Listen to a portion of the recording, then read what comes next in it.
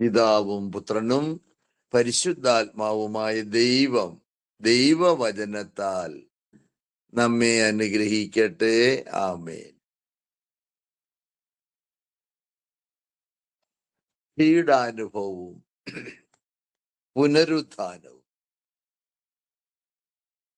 യേശു പീഡകൾ സഹിക്കണമെന്ന് യെശയ്യാ പ്രവാചകൻ വഴി ദൈവം എഴുതിയത് പൂർത്തിയാകാനാണ് മറിയത്തിന്റെ ഉദരത്തിൽ ശിശു ജനിച്ചു. അത് വളർന്ന് പൂർണ്ണ വളർച്ചയെത്തി ലോകത്തിന്റെ രക്ഷകൻ ലോകത്തിൽ ജനിച്ചു. അന്ന് മാലാഖമാരും ആട്ടിടയന്മാരും അവനെ പ്രകീർത്തിച്ചു.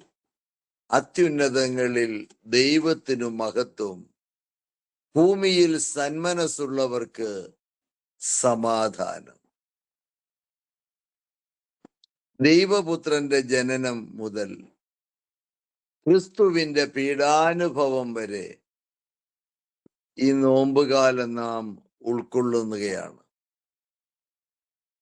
വലിയ നോമ്പുകാലം അവസാനിക്കേണ്ട സമയമായി. വിശുദ്ധ വചനങ്ങൾ ആത്മാവിലുള്ളതാണ്, വർത്തമാനം മനസ്സിൻ്റെതാണ്, ആഗ്രഹങ്ങൾ. അതുകൊണ്ട് ലോക മോഹങ്ങളിൽ വീഴാതെ നിങ്ങൾ സദാ ഉണർന്നിരുന്ന് പ്രാർത്ഥിക്കുവിൻ.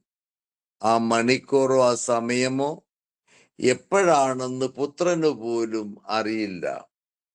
അതുകൊണ്ട് നിങ്ങൾ സദാ ഉണർന്നിരുന്ന് പ്രാർത്ഥിക്കുവിൻ. അപ്പോൾ നിങ്ങളുടെ വിമോചകൻ നിങ്ങളുടെ അരികിൽ വരും. Praise the lord. പീഡാനുഭവവും കുരിശുമരണവും യേശുക്രിസ്തു ലോകത്തിന്റെ രക്ഷയ്ക്കായി വന്ന് ലോകം അവന് നൽകിയതാണ്. യേശുവിൽ കുരിശുമരണവും യേശുവിന്റെ പീഡാനുഭവവും.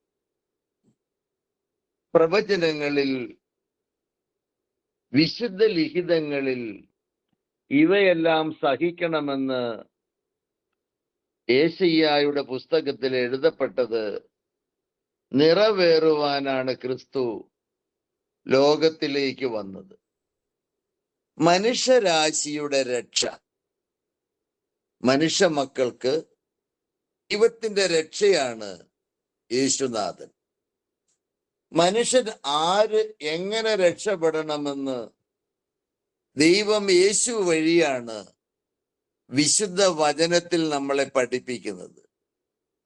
അപ്പം മരണത്തിൻ്റെയും ജീവന്റെയും നാഥനായ ദൈവം യേശുക്രിസ്തു വഴി നമ്മെ മരണത്തിൽ നിന്ന് വീണ്ടെടുത്തു.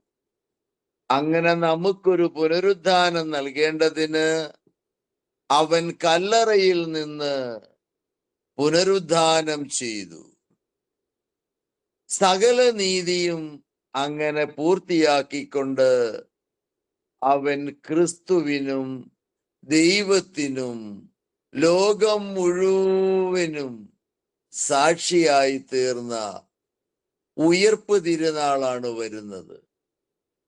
അതിനു മുമ്പുള്ള പെസഹ കുഞ്ഞാടിനെ ബലി കൊടുക്കുവാൻ സ്വയം തീരുമാനിച്ച യേശു തന്നെ തന്നെ ബലിയായി നൽകിക്കൊണ്ട് പാപവിമോചനം, ലോകരക്ഷകൻ ലോകത്തിന് ജനത്തിന് നൽകിയ ഒരു രക്ഷയാണ് നോമ്പുകാലം. പൂർണതയിൽ നോമ്പിന്റെ പൂർണത കണ്ടെത്തുന്നത് നോമ്പുകാലം കഴിഞ്ഞു.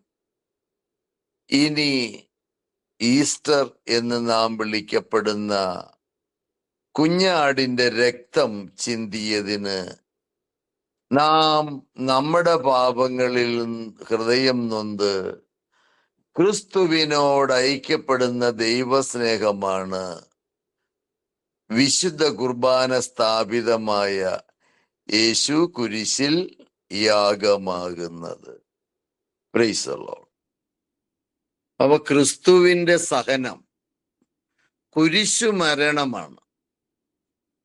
കുരിശിലൂടെയാണ് ലോകരക്ഷകൻ മരിച്ചതെങ്കിൽ കുരിശുകൾ ജീവിതത്തിൽ ഉണ്ടാകുമ്പോൾ അത് ഏത് പ്രതിസന്ധിയിൽ നിന്നും ആ കുരിശ് നമുക്ക് പ്രതീക്ഷയാകും.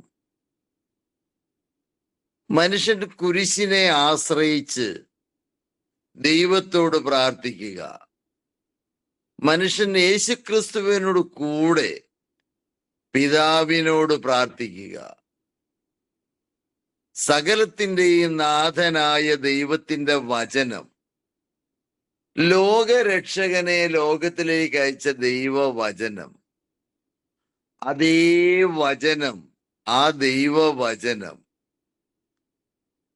നമ്മൾക്കല്ല, നമ്മുടെ തിന്മയും പാപവും നമ്മളെ മൂടിക്കളയാതിരിക്കുവാൻ ക്രിസ്തു നമുക്ക് വേണ്ടിയാണ് മരിക്കുന്നത്, നമുക്ക് വേണ്ടിയാണ് സംസ്കരിക്കപ്പെടുന്നത്, നമുക്ക് വേണ്ടിയാണ് ഉയർത്തെഴുന്നേൽക്കുന്നത്. എല്ലാം മനുഷ്യരാശിയുടെ രക്ഷയ്ക്കു വേണ്ടി മാത്രം. Price the Lord.